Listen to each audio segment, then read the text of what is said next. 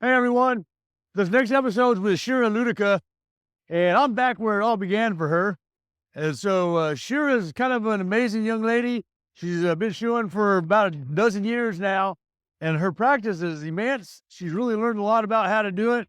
This little episode is going to give you a lot of information about how to become a farrier and how to run a business and how to start from nothing and get where you want to go. I hope you enjoy it, and we're cleared for takeoff. Welcome to Final Approach with Chris Gregory. Again. How are you? Good. So everybody, I'm with Shearer Wludyka, spelled in the common way with a W. And Shearer's a Heartlander from what, 12 years ago? Yeah, 2013. 2013. We're in 2025, and she's back from the blacksmith workshop. And how's that going for you? It's going great. It's going great. You always forget all the things that you forgot. Has it been hard? It has definitely been learning everything over again. So, All right. been in my shop and learned a couple of bad habits. Getting those all straightened out. So you have even been. got a little. Oh yeah, you got a little nick. Mm-mm. Yeah. Well, that happens whenever you're straightening straight stock. When you're bumping stock and it's straight and you have it in your tongs, it's pretty easy to get it flipped out. Yeah, and for some reason it always finds your chin. Why? I don't know, but it's better than your eyeball. Oh, that is true. Yeah. So you've been shoeing for a living basically since you left school, huh? Yes. And how's that been going for you? It's been going great. I've kind of always told everybody that had a full book since I got started. You know, when I finished school, I could only do like 1, 2, 3 horses a day. And now got a couple of people working for me, and Reggie's still working for me, and we're doing about 15 or 20. So That's amazing. I've been very blessed. Yeah, and it's an incredible way to make a living, isn't it? Oh my gosh, yes. Yeah. It's one of the many things that, like, the harder you work, the more money you make. There is that. There's the downside that when you don't work, you don't make any money. Yes. So Self-employment. self-employment. Yep. If you're not shoeing horses, you're not making any money. So are you comfortable in these chairs? Yes. Yeah. These These are are kind of awesome. nice, huh? So we were at a pawn shop in Oklahoma, and these were expensive. And the guy said that a lady had won them in the 50s or 60s maybe on The Price is Right. So I'm sitting in a Price is Right chair. Bob Barker, or one of his beauties, was. Yeah, I did a interview with Cody the other day, and he said, "Dad, if you're going to do this, you need more comfortable chairs." What did you have him sitting on? We were sitting on our Kitchen. dining room, yeah, Oh. and they're hard Oh, okay. and uncomfortable. These are All right. busy. All right, so tell us where you come from. I come from Anderson, South Carolina. What was your childhood like? Oh, so my parents died when I was young. They what? So my mom died when I was 4, Okay. and we were taken away from my dad when I was 7. Okay. So we grew up in foster care. And so for most of our life. what did your dad do that had them taken away from you? He was a schizophrenic alcoholic, Oh. very abusive, and to be honest, I don't remember much of him. Okay, so from 4 to 7, you blank that. Kinda. Okay. And what was foster care like? Foster care were miserable. But the first, before we ended up staying in custody with the family that we stayed with until we were 17, it was, me and my brother went through like 21 foster homes in like 18 months. Now, we could have been a little, troublesome just because of our past and maybe hard to keep up with, but I remember when it was starting to get down to the wire, they were trying to separate me and my brother. And so you guys were together for the most of it? Yeah, we were able to stay together. And the family that picked us up in Anderson, and the reason why we're able to keep us together. Okay. So, but staying in foster care, and it was kind of a little Cinderella story. We were always doing the work and getting the abuse while the blood kids got all the treatment and the gifts and all that. But yeah, I guess that's common, huh? Yeah. Yeah. So do you stay in touch with any of your foster families? No. Not one. I left at 17, and I'd rather not keep up with them. And so your brother was quite successful in the military, huh? Yes. He did, I believe, 23 years. Oh, yeah? 22, 23. He ended up staying a little over, I think, the 22 year. All right. And what did he do in the military? He was Special Forces, Green Beret. Okay. So he Yeah. really went for the max. Yep. All right. And so what did you do after foster care? So I met you 12 years ago, 13 years ago. And so you would have been 25. What did you do between foster care and 25? So a lot of my childhood was just kind of working, did school.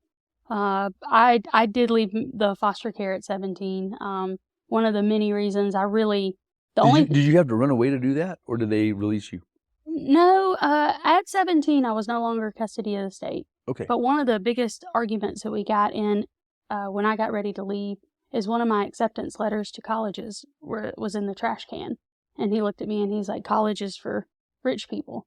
And I knew there was all the people that I saw being successful were college graduates. So I knew I wanted to get out of there. I wanted to get out of poverty and go to college. Okay. So that was one of my young goals at the time. And so I did. I went to Anderson University, ended up getting a full ride and walked onto the basketball team. Oh, really? Yeah. I didn't know that about you. Played for a year. I realized I was way out of my league.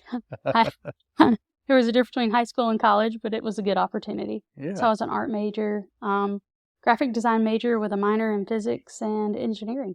And that's what you graduated with? I graduated with that. So took it in 3.5 years. So, okay. So now went you're there. 20, 21? Yeah. And I decided to go do a corporate job. I was doing some, I was actually a licensed builder and did residential construction with one of my good friend's dad at the time. And so he kind of helped coach and teach, and I got my builder's license, and I enjoyed working with my hands, and I enjoyed building things. And when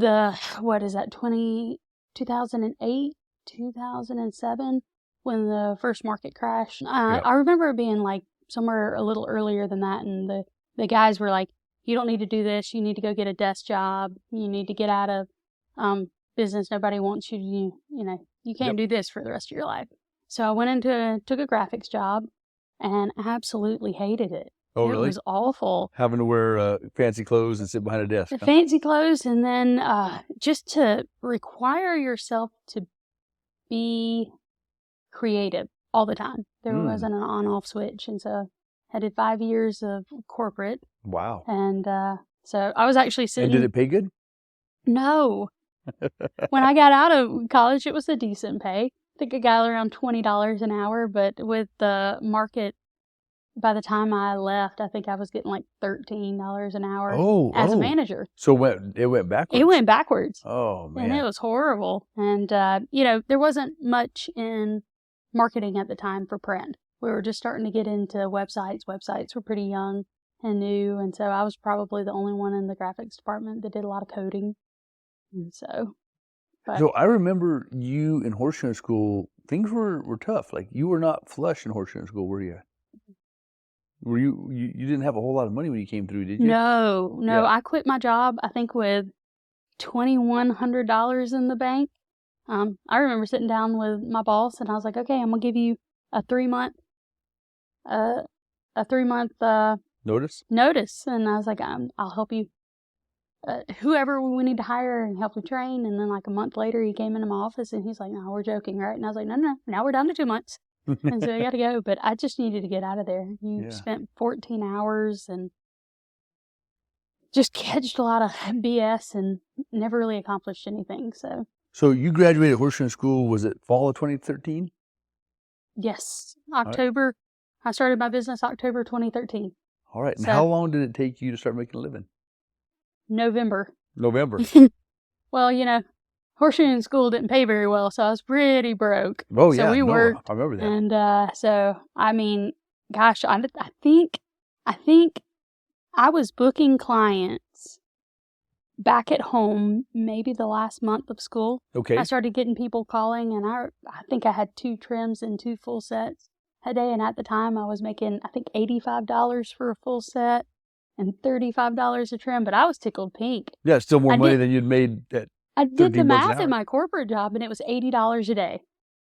So I remember telling Sheila, if I can make $80 a day, I It'll can be make good. it. Yeah. So yeah, I was able to make a living like straight out of school, and that was That's pretty. amazing, huh? Mhm. So one thing that has always impressed the heck out of me is your people skills, which is business 101 really is people, right?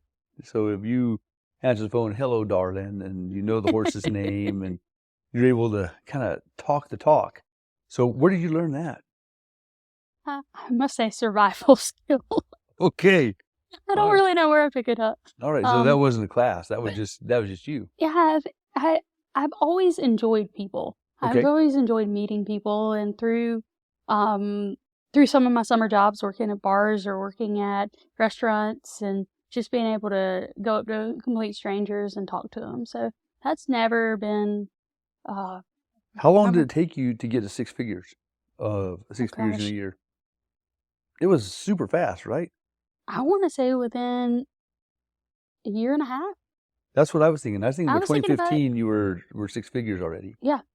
And I think, not to take anything away from your farrier skills, but I think your business skills and your people skills, like when I'm with you, it's, you'll answer the phone and it sounds like you're talking to your best friend. And then you get off and I say, who's that? And you say, oh, well, we trim one horse for her. And I'm like, well, you sure spent a lot of time and a lot of effort. So that's a big takeaway from your style is your people skills, your business skills. I think it's been huge. Thank you. So, and then you obviously have incredible farrier skills, and you're a journeyman. When did you get your journeyman? I got my journeyman the year after school. That's pretty cool, huh? I got it. I passed half of it.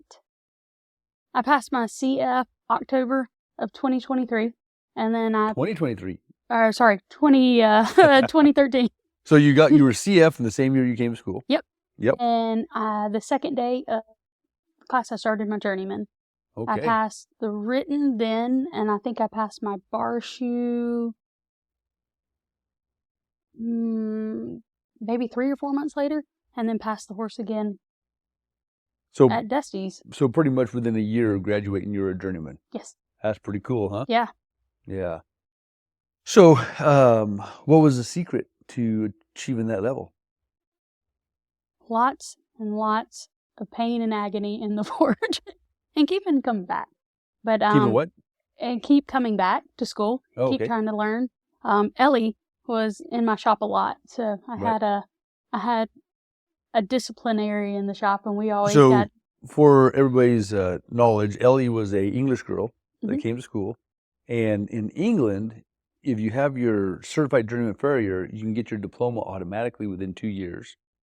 And so she couldn't get an apprenticeship in England. So she was getting her diploma with the Horseshoer Company through the back door, so to speak, by becoming a certified journeyman. Mm-hmm.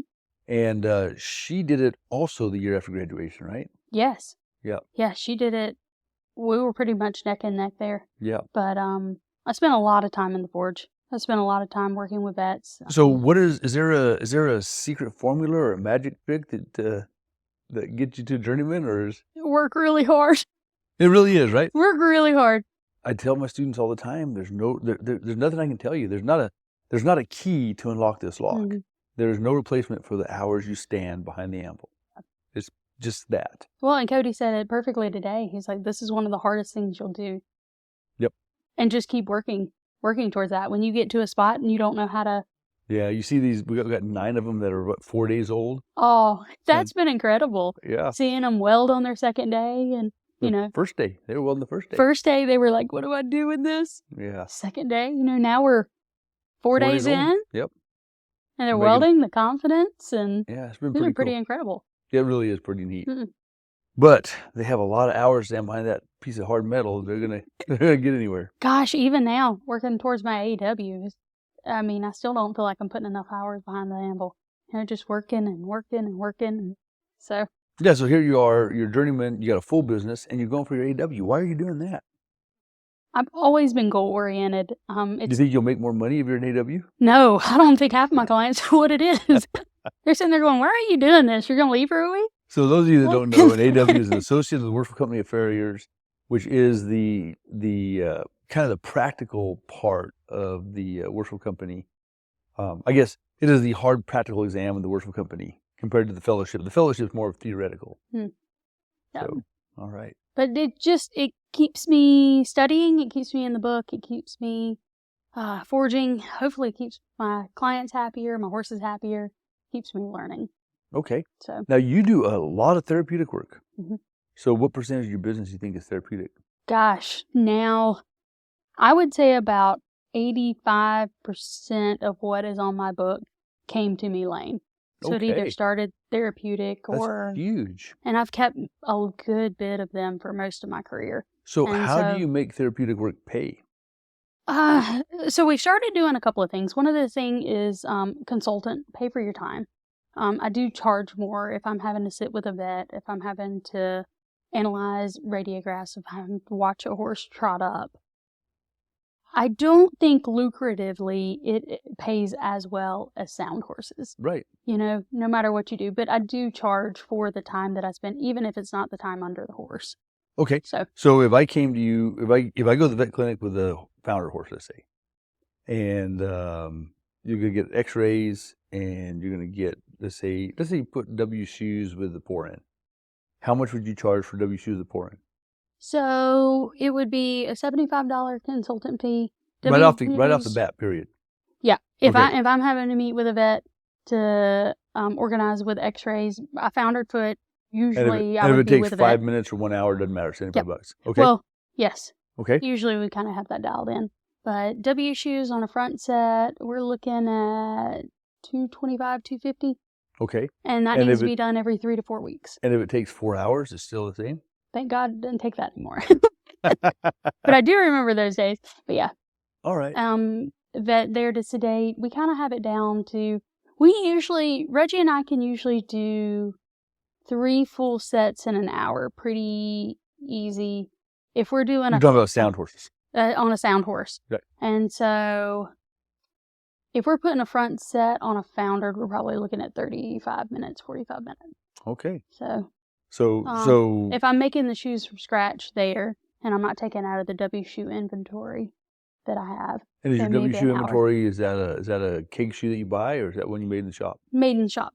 I Okay. usually keep an inventory of handmade bar shoes, heart bars, W shoes, egg bars. And does on- Reggie make these, or you make all of them? Usually the ones in the truck I make. They're usually practice shoes and stuff, but Reggie can make them as well. Okay. So there so are some times that we Reggie, get to the Reggie's horse. your helper you had for how long now? 7 years. That's a long time, Yeah. huh? Yeah. And you Haven't had ran a him lot off. of helpers in and out. You always get a Heartlander. Yep. Yeah. How do you like that? I just love it. I love it. Especially when you see them going through this part of the blacksmith course, and then,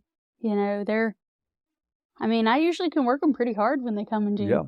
Yeah. Clinch A and lot of times I'll finish. send you 2 at a time. Yeah, we got the workload. Now you've got some goals concerning more than just your business. What are you building out there? Gosh, I'm hoping to follow in your footsteps, do a horseshoeing school. Got a lot of work to do, but I'm building a building on 12 acres that I do hope it becomes a horseshoeing school. So And you're going to start with some advanced classes. until I go through and check all my dots from South Carolina, I am going to start an internship program or an advanced farrier program, either for students that have finished your school or Dusty school, or interns. So what will that look like? What if I get out of school and I'm ready to really learn some more of the therapeutic and harder stuff? I just call you. What do I do? Yeah, you definitely call. But the curriculum I want to set up is, I think a thing that we're missing in the farrier world is just vet farrier communications. So a lot of this continuing education and internship and advanced farrier class will be working with a vet, learning how to read X-rays, learning how to communicate with a vet. And I think you give them a good basis of just the lingo and the anatomy that they need to do that, but just further and Right. what they need to do to the horse. So How your different people that come to this, they'll actually get to work with the vets then, Yes. which we don't really get to do in a basic horseshoeing school. Yep. And then do you ultimately hope to teach beginners? I do. All right. I do. What would make you want to do that? I don't know. I really do. I see, I have a heart for the young ones to just, they want to learn. And before, there's just not a lot of new and upcoming farrier students in the area that are really thriving to learn. So I'd why like do you to be think there. that is? I think trades in general. I think a lot of people would rather sit behind an iPad, sit behind a computer, and not get out and All do right. real work. So Have you been exposed to students from other schools very much? a few from Dusty's and one or two from Mitch's, but no. Okay, that's it though. Mm-hmm. All right, so you don't see them from the other schools. No. All right, oh, that's interesting. Yeah. Yeah. I do have a few from Casey and Sons that have come into my truck, but for the most part, a lot of them are your students. What do you think about the future of our trade? Where do you think it's going? I can't see us living without farriers. I think there's too many horses, especially in the area, that just are high-end recreation. But I think it's definitely a thing that we need to push to get students in. Well, I get calls all the time, people looking for a horseshoer. So I think the demand is, I've been doing it since '87. So I'm 2 years shy of 40 years of doing this. And I think the demand is better than it's ever been. Mm-hmm. And part of it is that there's a lot of horses, but the other part is, like you said, a lot of people want to sit behind a desk and they don't want to get their hands dirty and, do a trade. But I think the sky's the limit for horseshoers. Do you think so? Yes. You guys have more shoers than you need? Well, I mean, we have a bunch. We have a bunch of horseshoers. We've got some for all different trades. But, God, me and Carly were talking about it. I think we have 7 that are probably going to retire in the next 3 to 5 years. Oh man! And there's not a bunch of us. I mean, I'm getting 40 now, so I'm starting to look at the upper end of this. Right. And so we need more young ones. Yeah. More young ones educated, and especially in the South Carolina area. What are your goals concerning just shoeing horses? Do you have a specific goal in what you want to do shoeing horses? So currently we're working on several studies. One of these is a founder sinker study that I'm doing with Dr. Tracy. And Is this going to be like a peer-reviewed article thing? right now we're just collecting data. Okay. Just collecting data. Trying to get, it's just a lot of data to collect between the x-rays and metabolic and blood, but trying to figure out, get it dialed down to a science. There's a lot of things that we do in the farrier world that, well, it looks like this, so let's try this. And getting a little bit more of an x-ray or something to really judge how So instead of we just an make. anecdotal fix, you want Yeah. some hard research. Yep. Well, that sounds like a beautiful thing for your fellowship thesis. Could be. Yeah. So trying to just dial down, get a little bit more into data, not a feeling, not a gut, not like, well, it looks like this. Have you But- saved very many sinkers? Yes. And We've actually done pretty well. I think we're on like a 40% of sinkers. success. So tell me how you do that. A little bit of it is working with the ultimate cuff and doing a derotation, taking the deep digital flexor tendon out of the equation for a little bit, loading on the dorsal Okay. hoof wall. So before we do this, there's going to be some of you guys that don't know this. Can you tell us what a sinker is? Okay, a sinker is when the actual coronet band gives way and the bony column sink below. Usually it can be anywhere from part of the pastern to halfway through the And the short difference pastern. between that and founder is? And founder is rotation, where the coffin bone actually rotates away from the dorsal hoof wall. Yep. So you end up having a gas pocket or the dorsal hoof wall dies. A lot of the blood supply in a sinker at the coronet band dies. So you have to reestablish blood supply if you want the Okay. foot to grow back, if you want the coronet band to heal. So a lot of that is just manipulating and loading the things that are maybe not the best. But because if the coronet band's dead, it doesn't matter where you load. You can load the frog, you can load a bunch of things. But so we kind of have an x-ray scale that we can line up the bony column and let the dead laminae at the front dorsal hoof wall take the load while the back of the foot heals. Once the Okay. back of the foot can heal a little bit, we can support it with a heart bar wedge. So you and put turn it into everything a back founder case, and then you treat it like founder. Exactly. All right. And so the ultimate cuff is at that 16-degree wedge. Yes. All right. And if I have a horse that's sinking on both front feet, does that work? Yes. No kidding. But it has to be caught pretty early. So what do you think is the difference between a horse that founders and one that sinks? Is it just luck? It could be luck, but a lot of it we're finding stems in metabolic.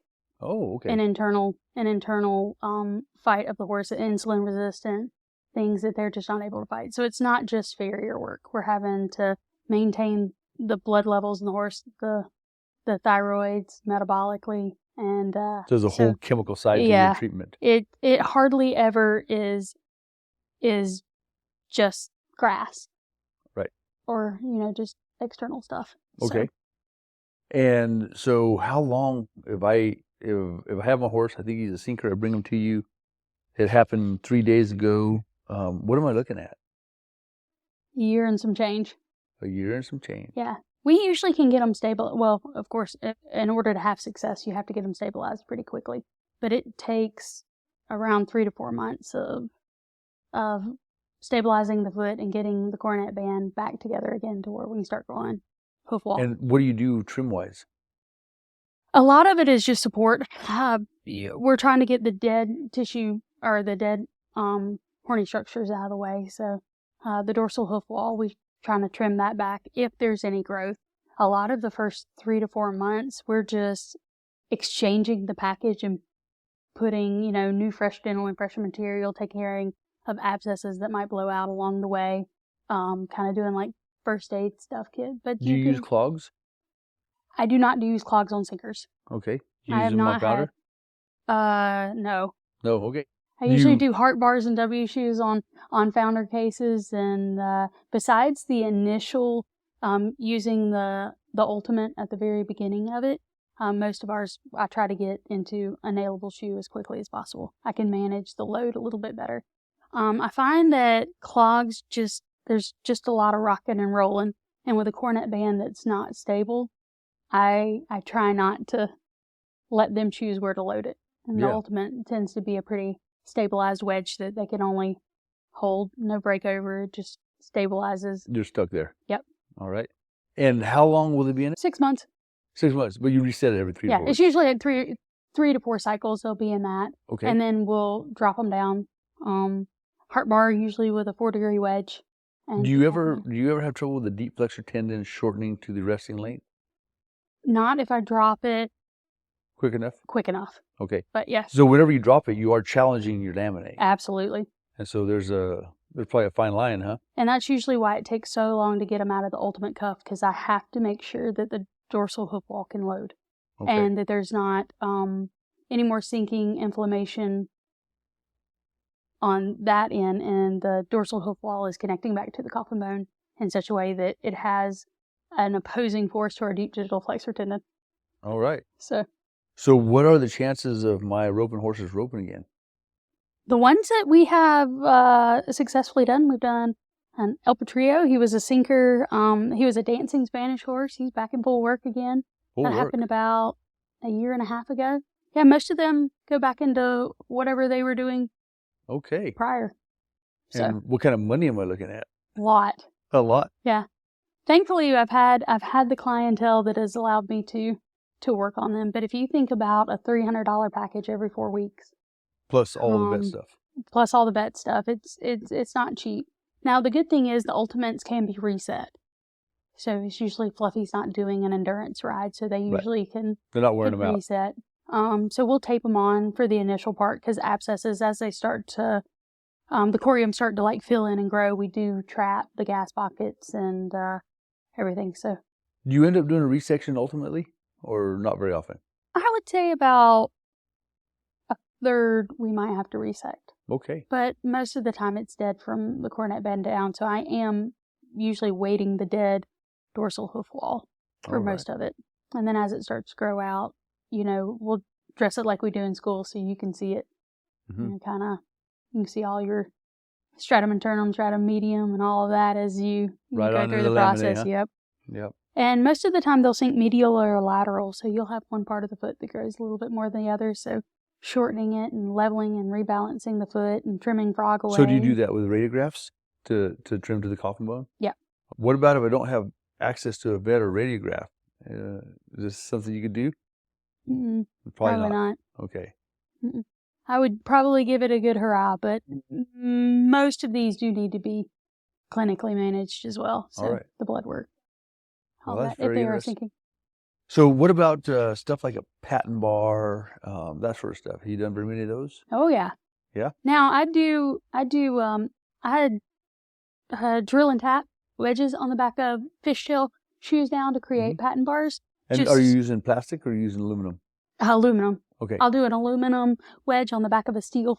So All I right. drill and tap it like I would, like an inventor. Yep. And so we still. And are you making the fishtail or are you welding it up in a welder? No, making a fishtail. Okay.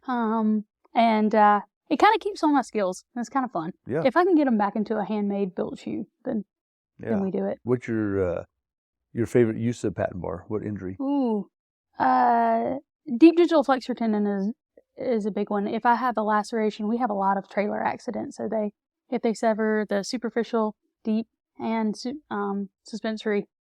Have you had a horse do all three? We've had our horse do all three. Did it survive? Yeah, it survived. And did it go back to work? No, no, it did not. So tell me about that horse. Did they sew the tendons back together? I believe, no, I think it just all kind of scarred in. We kind of stabilized it. It actually started out in a cast for several months. Got casted beforehand, got casted with... Were you involved from the very beginning? Yes. Okay. So one of those, it was actually casted with a patent bar. Okay. On. All right. Stayed in that for some months. Front or behind? And then behind. Okay, luckily. Yes. Haven't had to save one of those on the front. Yeah. But yeah, it all scarred in. He's just a little pasture pet. And so probably lost a lot of potential mobility as far as... Oh yeah, it doesn't move much. Right. At all. So it's kind of scarred in, but still alive. Yep, still alive. Very cool. Mm-mm. And what about heart bars? Do you like them a lot? Oh yeah. Well, a lot of my research on founders, I do a lot of them after the founder. I don't know if I have any heavy performance horses in them. I tend to do bar shoes on those with either a pour in or some sort of frog support added to that as well. But so what kind of frog support would you do if you weren't into heart bar? Usually it's pour in, half pour. Half pour, full pour. So I kind of load the entire foot. And what about your regular shoeing? What percentage of your business is that?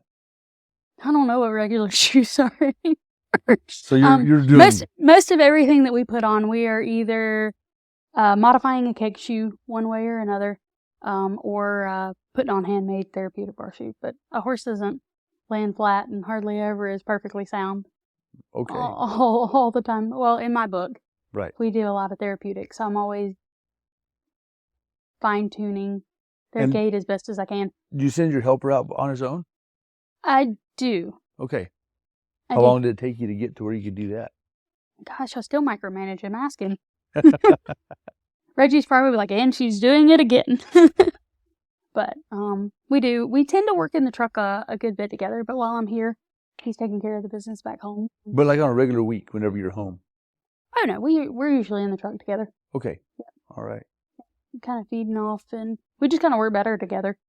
So. If you go by yourself, let's say you did 5 head and he did 5 head, where if you guys were together, you could do 15? Yes. Yeah. Yeah. And just kind of work. I mean, it's even unloading and loading the truck now. Like, we try to split up that load. So we're not. So you participate? Yeah. What? Yeah. If it's really tall, he has to do it all. Yeah. For the most part, we do try to share the workload. So if you got 4 or 5 stops, at least we're only putting the amble in half the time. What is your favorite kind of shoeing? Oh, gosh. A horse that stands well. So don't care what you're doing. Don't care what I'm doing, but gosh, I don't like fighting them. Yeah. And do you fight them very often? No, just therapeutic mostly. You know, if you start a horseshoeing school where you're teaching beginners, guess what? I'm going to fight them a lot. Well, that's the deal. People don't bring their $100,000 jumping horse to a horseshoeing school. So you end up with the 3-year-old that's on his way to the trainer. Or maybe we can get the shot before he goes to the trainer. Yeah. Just bring him in here. Pay half the shot. But unfortunately, that's kind of what we're at. But isn't it rewarding to see them struggle so much in the first part of class and then be so successful at the end? It is the most rewarding career in the world. I'm not saying it's not rewarding, But a lot of people start horseshoeing school thinking this is going to be like shoeing horses. And it is like shoeing horses for your first year, your entire career. So you end up with a rank clientele, if you will. The clientele you're used to are not going to be hiring your students, right? So it's something to be aware of. I wonder where they'll come from, though. Huh? A lot of your clientele will be pretty rough horses. So, I mean, which is okay because your students have to learn how to do that. The downside is that you've still got to do that. So, just saying. Get younger quicker. Do you have a secret for running your business? Oh, gosh. Probably know all the wrong ways to do it. Well, I don't think so. I mean, your business is as big as you want it, and you end up turning work away, right? Yeah. I do get quite a bit attached to my horses. And so I try to treat everybody the same. I treat my $500,000 horse the same as I do my $5 horse. And I think that's You really shoot some $5 horses? I do some $5 horses. They're mine. But I think that plays a big part in my business because people see that I still care and I'll still put the same appreciation as they have in their 30-year-old old roper that, won them buckles way back in the day, and then I'll treat them with the same ones as the young up-and-coming ropers or jumpers or whatever that are doing it now. So. All right. And do you ever see yourself moving and shooting somewhere else, or you love where you're at?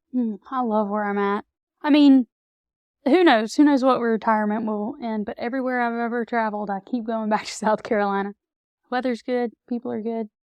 A little cheaper to live. What would you do if you were having to retire? Let's say you had to quit horseshoeing. What would you do next? Could I have a yacht?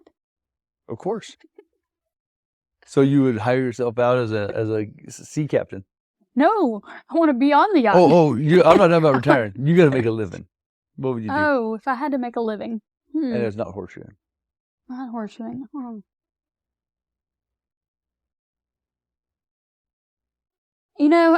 I'm piddling around a little bit more with leatherwork, so maybe that. I'd still be in the artsy design making something. So saddle maker. Saddle maker, bridle maker. Boots? So maybe boots. Very good. All right. Well, that doesn't pay nearly like horseshoeing. Yeah. A lot of hours in it, too. A lot of hours, a little bit hard to learn. But it's not hard to learn compared to horseshoeing. But to learn to be really great at it, I think probably is. Mm-hmm. All right. Are you a reader? Only for anatomy and research. Okay, so you don't read novels or... Have you ever? I leave that to my wife. Okay. All right. What can you teach me? I don't know what. I'm going to teach you how to pick up chicks. All right, so for the record, you have experience picking up chicks. Yes. Okay. Now, you have to be, first of all, use your legs, not your back. Are you sure? Bend down. It's not the other way? Nope. Okay. And bend down very softly. Pick up this little chick. Very softly. There you go. There you go. All right. Has that ever worked for you? No. It worked once. Worked once. And you married her? Yep. All right. And you have a dad joke for me? I'll have to give a shout out to Sheila because she gave it to me. But 2 peanuts were walking in the wood. What happened? Tell me. One was assaulted. Oh, man. So did you hear that the Energizer Bunny got arrested for assault? No. He was charged with a battery. Yeah, I told it would be better. All right. And then finally, do you have an inspirational quote? Mines are like parachute. They only work when they're open. You know what? Another thing like a parachute is a concealed weapon. If you ever need a parachute and you don't have one, you're probably never going to need it again, just like your pistol. If you ever need your pistol and you don't have it, you'll probably never need it again. So is there anything you'd like to talk about we haven't talked about? No, I think you have it all covered. All right. But so just for the record, I did write a blog post about you. I don't know if you remember that, about, 4 or 5 years ago. Uh-huh. So you might have to search through my website a little bit, but I kind of told a little bit about your story, you know, growing up in foster care and horrible childhood, and yet you became a productive, sober member of society. And so, you know, at a certain point, a person, you can blame your childhood for a lot, but at a certain point, you got to take responsibility, right? Yeah. And so you really did that and became an incredible asset to our industry and to our country and our world. And so it's always been a pleasure to know you, and we are very happy to call you a friend. Well, thank you very much. Same. All right. Well, folks, I thank you very much for watching Final Approach, and I'm here with Shearer Wludyka, and I hope you've enjoyed it. All right. Good job. Thank you, Darren. All right. Folks, if you watched any of my episodes, you know how proud I am of my son, Cody Gregory. And so he just keeps coming up with stuff. So this is his ruler. And this little ruler is designed for horseshoers. That's really what it's made for if you're a farrier. So it's long enough to do everyday shoeing. It's short enough that it fits in your knife pocket, it fits in your back pocket, doesn't stab horses. You can see here it has a right and it has hind. On your side it says left and it has fronts. So if you're marking it up to shoe horses, if you're marking it up to measure a foot, if you're marking it up to make a handmade, this thing is just as handy as a shirt pocket. I highly recommend you find his YouTube channel and check out his website, CodyGregoryLLC.com, and you won't go wrong with any of his tools. Thank you.